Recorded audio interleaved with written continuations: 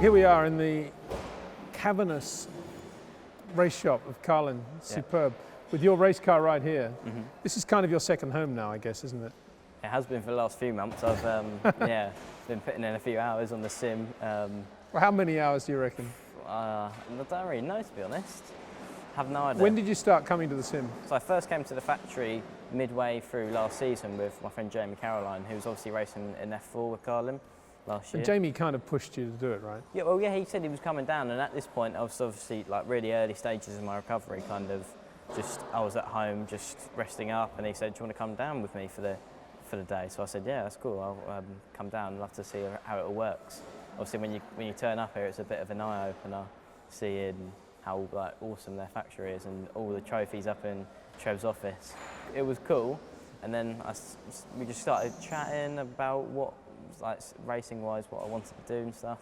So Billy, now you have the throttle on the left and the gear change on the right, but was there a point when you didn't even have that sorted in your head of where you wanted everything? I mean, how did you begin with the whole process? I had no idea where to start. Obviously, at the time I first started, the only option for me was to put it all on the steering wheel because my legs were still recovering. So I had throttle paddle on the left still, brake, I had a paddle on the right, and then when I first started it was actually automatic, so it was just throttle and brake, but just both on the wheel. And that's how I first started to drive the sim. And what was that like, braking with a paddle? It was just so hard to modulate it.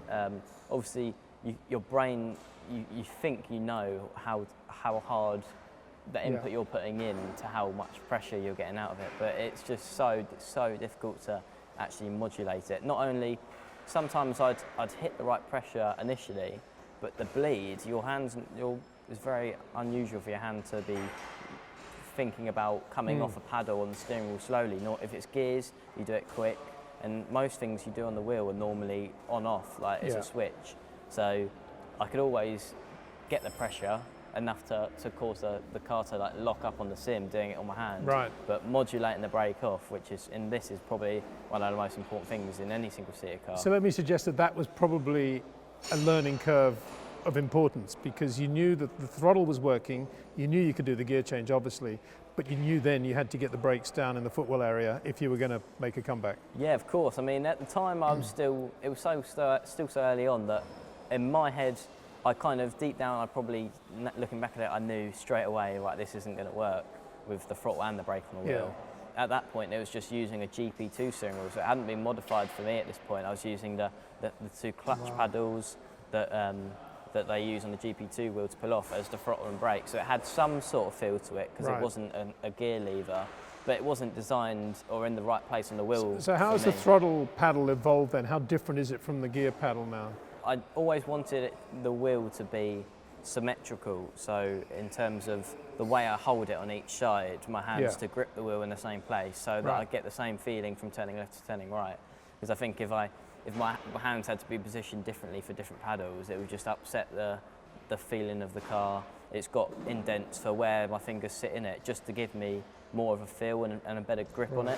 And what do you think now about the sensitivity you have there? Do you think that it's as good as it would be in your right foot and would have been? Do you think, or it potentially will be if it isn't? I don't think at this stage I have got the same feeling as I do if I was operating the throttle on my right leg, and I've mainly noticed that in driving in the wet. Rockingham, for example, that was a really tough weekend. It was a big learning curve for us, because although we did winter testing for months, that weekend at Rockingham was torrential rain with loads of standing water. What do you think now about the spring loading of the lever? Do you play around with that as well? We did early on. So when we first started, Carla made it a soft spring for me, so it was quite easy for me to know when I was on full throttle and know when I was off, which is obviously, for a starting point, was really good. But I noticed in our first test that we did together straight away that the throttle over curbs and in high-speed corners was very difficult to modulate with it being such a soft spring.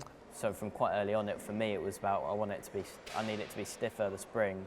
Billy, it's just brilliant to talk to you, and I know so many fans would feel the same way. And I don't know, I'm inclined to say to you, have you ever had a moment when you felt sorry for yourself? Because looking at you now, it seems inconceivable that you would have.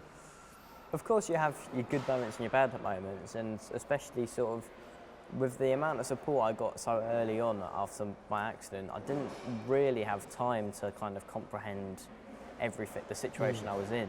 It was kind of all a bit of a whirlwind with everything that was going on, which in some ways I think really helped, because obviously the amount of support and like the amount of support I got really helped for me to not really focus on the negative side and just focus on the positive side and all the messages of support I got.